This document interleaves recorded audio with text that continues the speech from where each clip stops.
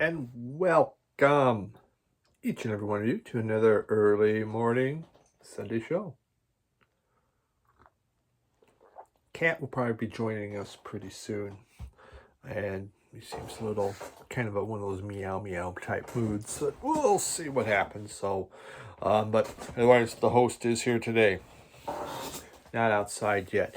Actually, we had a real nice weekend. It was cold, I've been scraping frost off the windows every morning now, but this weekend the sun came out, and all I've been doing is raking leaves. Leaves, more leaves. They're beautiful for one day, but that's it. The opening, in fact, from Dow Gardens and the dahlia garden that we have here in town. Just beautiful area. And here's Cat now. And meow. Yes, meow. Look. See? Look. Meow. And so just gorgeous area. Fall, of course, beautiful time of year. The dahlia gardens are incredibly nice, when they're in full bloom. So, yeah, that's the opening. Still got more fall pictures to show, even though the leaves are officially pretty much gone, except for the neighbor's oak trees. On either side of me, each neighbor has these oak trees. Last trees to drop. You can rake all your yard. You get everything done, then they drop. Damn you! What'd you bite me for? What the hell? Yeah. Hold on. Someone wants outside, so he bit me. I told you he was crabby. See? All right. Don't know what that's about. Stupid cat didn't want to go outside. Wanted me to watch him eat, which I refused to sit there and watch him eat his food. Okay, all right. Dang. He's been kind of a real booger this week. He took, I've been caught. My wife's woke up twice, decided to crap on the top step. He has a litter box. I don't know. Maybe he's just getting old, beats me, but what a bugger. Okay, had some extremely good VCLT come in this week. Next week we'll start showing some of it, but a lot of thanks to a lot of people. Truly appreciate it. And yeah, now let's show some records, all right? And we're going to begin with a twofer. We got these two here. J.D. McPherson. So I'd heard the name, but didn't know much about him. But I went to see Robert Plant, Alison Krauss, and he was the guitarist for them. Well, actually, his band was the opening band, and he played. Then he played the guitar for Plant and Krauss, and I was blown away. It was so exciting, his playing, and his band was just incredibly good. It just had everyone up, shaking your butt, whatever. It was just fantastic. Good old time rock and roll, rockabilly. So, he was born in 1977 in Oklahoma, actually on a cattle ranch. And, age 13, he picked up the guitar, and by 16, he had his first band going. Yeah, but it wasn't where he was pursuing necessarily. He went to school and got a master's in fine arts and was a teacher, I believe a junior high teacher. But music was still there, and he was still playing, and eventually he decided to form his own band, uh, which he did. His music, his love was 50s rock and roll and rockabilly, and you really hear that within his music. So he's put out 4 albums. This is the second one. This came out in 2015. And it's called Let the Good Times Roll. And then this is his 3rd album, Undivided Heart and Soul. And this one came out in 2017. We'll just start with this one. Let the Good Times Roll. This album here is just foot-stomping, ass-shaking fun. It's dance floor music. It just screams at you, let's get out and let's have a good time. So much fun. Uh, it's cranked up rockabilly. It's the best way I think to describe it. It's just, he uses a lot of reverb in some of it, and there is one of these here. It's just, oh, what was that song? I'm gonna play a sample. Head Over Heels is just hand clapping, bombastic fun. It was very, very good. Let's see. It's just on basically black vinyl. It's special there. There is a little hype sticker on there. And the inside. Very good album. Very good. Just, yeah, I said, a fun album. Then there was this one here in 1977, Undivided Heart and Soul. This is more rock than rockabilly. He went and it was done in Nashville, and you could kind of feel a Nashville influence. Really not, like country. Also, isn't that great artwork? I absolutely love that picture on the front. It is. It has a little more retro sounding, and even like the song. I think I'm playing you a sample of this, Lucky Penny, a Dan Auerbach feel to it, and it's just great album. I mean, these both were very, very good. Again, now this one has a little more personal type songs. He'd kind of learned how to write more about what he's feeling. Other ones were more stories or things that he's seeing. But like you do have the rockabilly feel in these. This a little more rockabilly than this one. This one a little more rockier. But there's some softer songs. But for the most part, it's just fun, hard charging rock and roll. Great stuff. J.D. McPherson. A lot of you know him because when I talked about at the concert, I'd seen him. Many of you commented, yeah, he is great. And boy, you're right.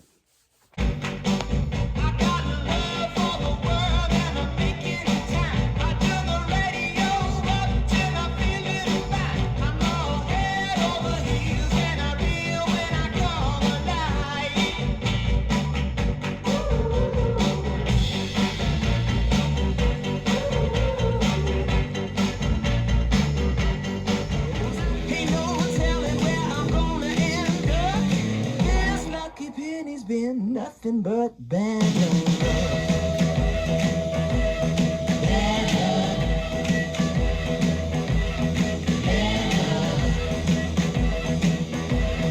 Bad luck.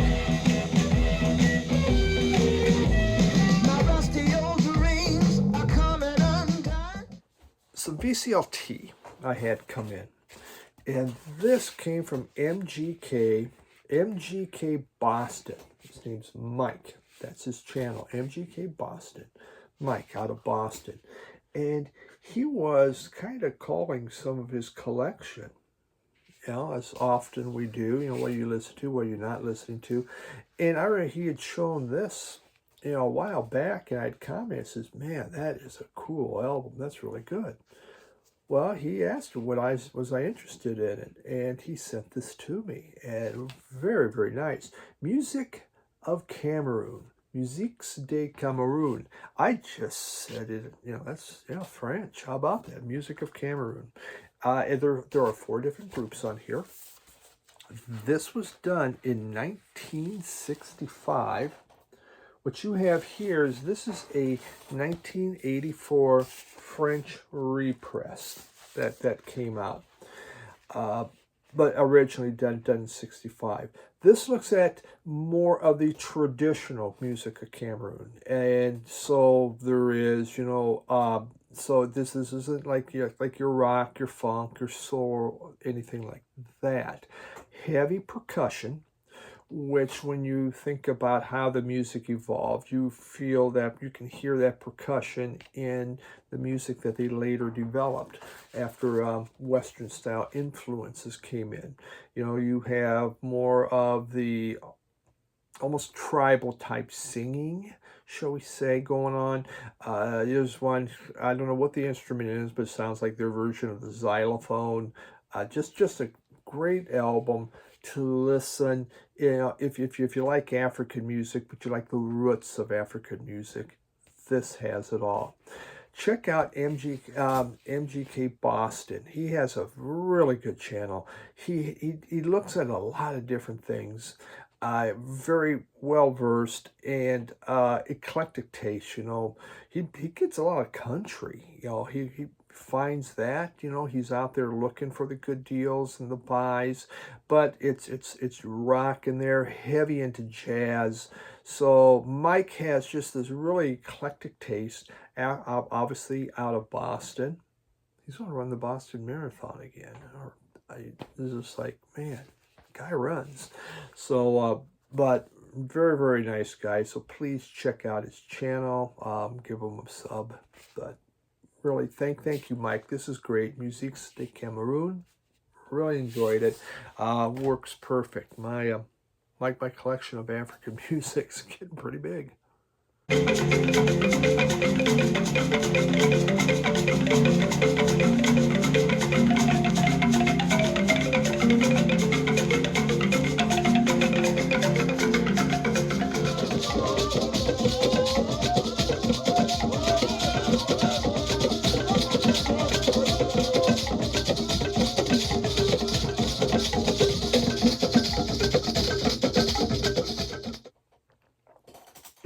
Now we have what a Talkie Walkie by Air. I like Air. I just, gosh, that's darn good. And I also know, what's with Talkie Walkie? Why is it called Walkie Talkie? Because in French, Walkie Talkie is Talkie Walkie. So that is why. Now I know.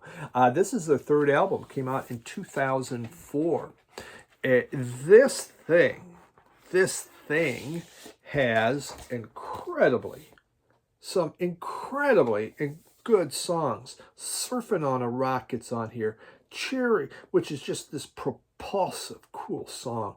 Cherry Blossom Girl, so dreamy. And sung by Hope Sandoval. That's on this album. Alone in Kyoto.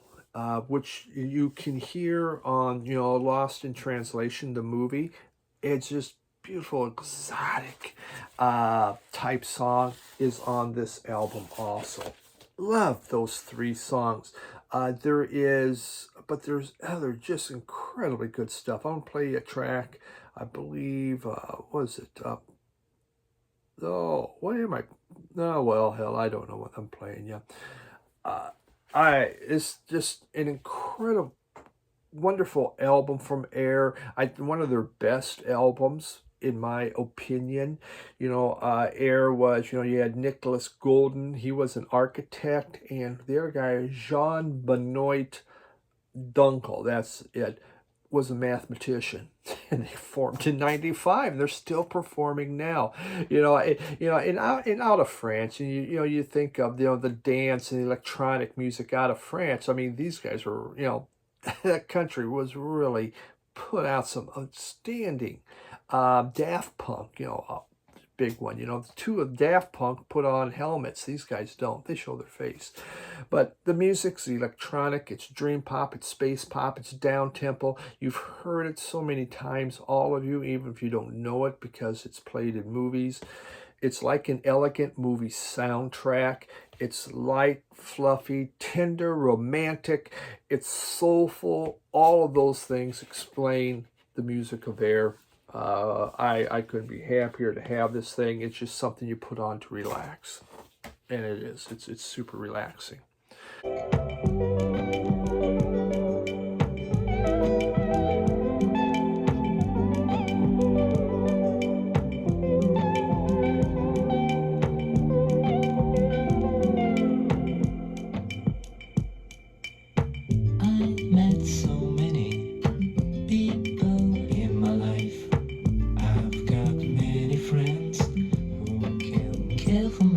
So, I said kind of like a soundtrack, right? Well, then why not Moby, I Like to Score? This came out in 98. Soundtrack songs from Moby. That's, basically, music from films, volume 1. This was put out because James Bond, on James Bond, he did the song, he did the James Bond theme.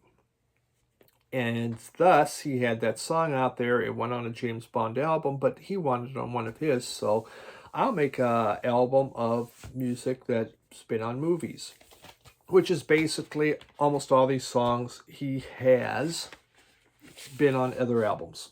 So this is kind of somewhat of a greatest hits on here, because a lot of these are some of his better hits, including, the Go.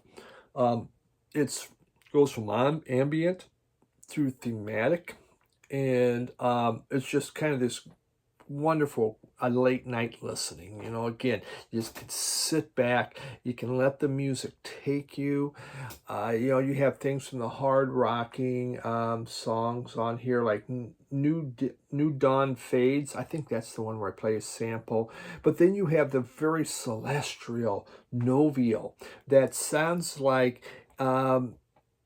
Enigma. Remember Enigma from the 90s? They used to bring in, they had the monks and all that, like singing on their music. Enigma was a fun group, but they just kind of almost like a one-trick pony type thing. My favorite, though, is God Moving Over the Face of Water, which I think is one of the most beautiful songs ever made. Just gorgeous. So I like to score. Used to have this on CD. Probably should have been in what I used to have in my collection, but there it is.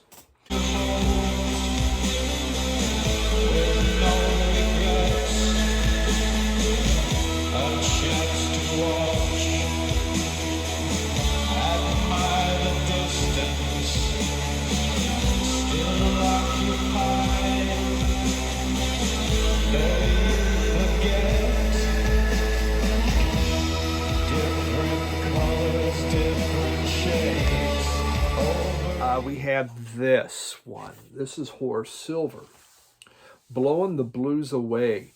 Came out in 1959. This is a 64 reissue of this album.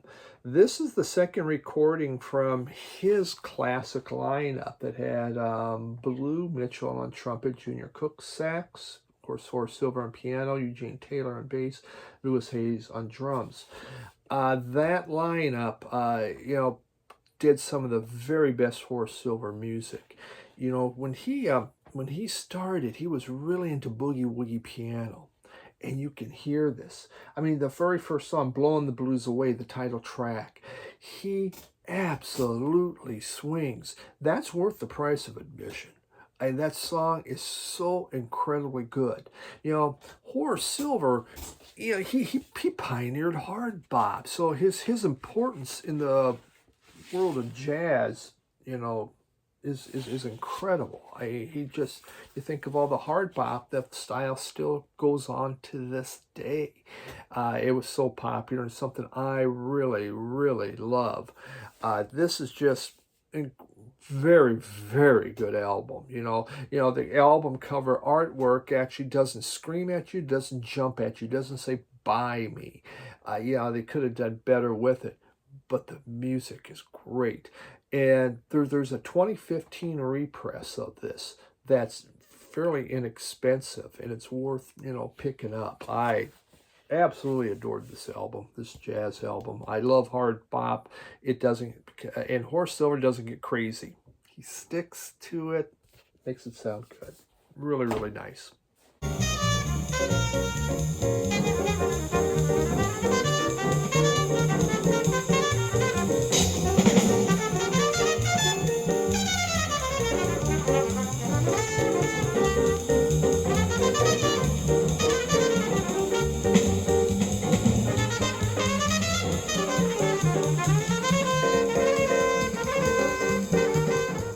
Blind Buy. Bought this, oh my God, probably in the spring. I'm just getting around to showing it. Oh, I've cut back I truly actually have cut back on purchases. A lot of my emails, stuff from record things, I just delete right away. I don't even look at them because I don't want temptation. I have a lot to show. Again, from the spring, I have a lot to show that I have. And, like anything, prices are up, man. You just gotta, yeah, you just gotta be smarter. And I'm not necessarily smarter. I still do the stupid stuff, but hey. But this one, Thunder Mug, I bought it because Thunder Mug. What's Thunder Mug? Sounded like a cartoon almost, doesn't it? But they came out of London, Ontario. So from our friends in Canada, we have Epic Undercover. Oh, look at that. And kind of a cool little ad for their groups. Isn't that different from Epic? That's neat. This is Thunder Mug Strikes, which is their first album.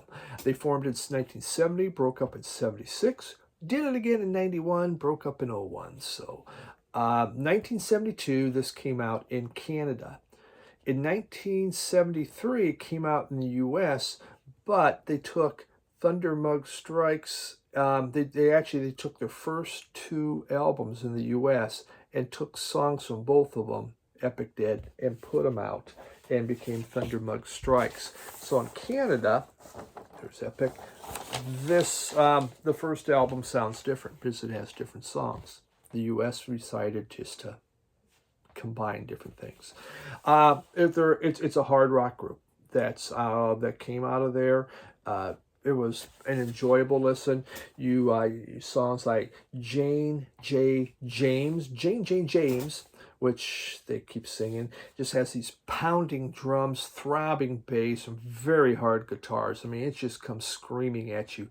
They have a song called The Mickey Mouse Club. It is not the Mickey Mouse Club that you grew up with. But then you get something like Victoria Muse, which is them kind of a proggy guitar instrumental that just seems to me totally out of place with the whole hard rock that's happening. You have Garden Green was a song on there. Yeah, Garden Green, in which is just this hard charging song. It's just rocking away. And then all of a sudden they get the bridge becomes kind of this sweet sounding with oohs and ahs. And it kind of just disrupted the grittiness of the whole song. Yeah, not bad. It didn't cost a lot. I just bought it because I didn't know what I was doing, and those are fun to do. And 70s hard rock with a little other things thrown in, so not bad. Trapeze, the animals were mine. Ain't an act that I don't know. I come here all the time. Now she's in the spotlight, sequencing all the people standing until the band we got to see I'm out. Change. Yeah, I love you, change. Introducing this change. Wanna hear your time, change.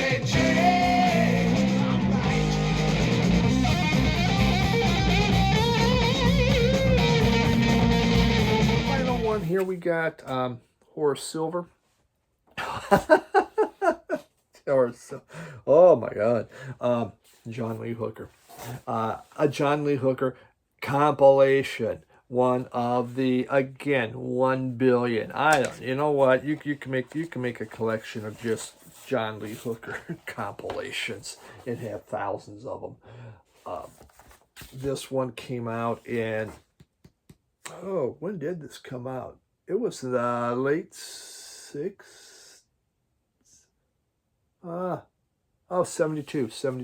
from 1972. When John Lee Hooker, when he was 14 years old, he left home. He went to Memphis, and he became an usher. Then he moved to he moved to Cincinnati, and he got a job working for a cesspool company. He found that the job really seriously stunk, and became an usher again. By 43, though, he moved to Detroit to work in the auto industry, the Southern migration north. And working in the auto industry, worked in the blues clubs around by the auto plants. By 48, he recorded his first album. like many bluesmen at that time, they're trying to make money doing these recordings. You didn't get a whole lot. So he would go from label to label, though he had contracts. So what did you do? You changed your name. So here's names to look for. If you're out looking at 45s, look for John Lee Booker. Look for Delta John. Birmingham Sam and his magic guitars. Look for the Boogeyman. Maybe you'll see a Johnny Williams or Texas Slim. He recorded under all those, trying to get around. Lightning Hopkins was famous for this, but all the bluesmen were doing that. This album here. So there's some of the songs are from 1953 that he recorded in Cincinnati. Some of the songs are from 1961 that he recorded in Miami. It's all solo. Some of it's acoustic, some of it's electric. We got Real Guns on here. A lot of it's stuff you may not have heard. Going South's on here. Misbelieving, Baby Stuttering Blues, Pouring Down Rain. It's a different track listing on things normally that would be on a great. It's not like a greatest hits. So that's kind of the nice thing. He does other things besides all the greatest hits. So, yeah, John Lee Hooker here. Detroit Special. Good stuff. I got a woman, baby, woman all the time. She wobble me in the morning, and she wobble late at night.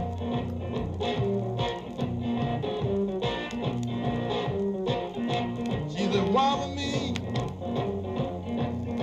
all the time. So that's it for this week. That is all, folks. And had my last midweek, actually. A lot of folks, we talked about kind of my thought on where I think what's going on with vinyl resurgence. I thought it was going to be a terrible. I almost didn't put it. I go, God, this thing sucks. And people liked it, so okay. Time I tend to ramble, but I got a lot of stuff going on. I do have a small one, short one, like a 3-minute video coming up on books, a challenge from Mark, Mad for Vinyl, and I did. So I'll have that coming out later, but that's all. Hey, everyone. Thanks for watching. Have a great day. Bye.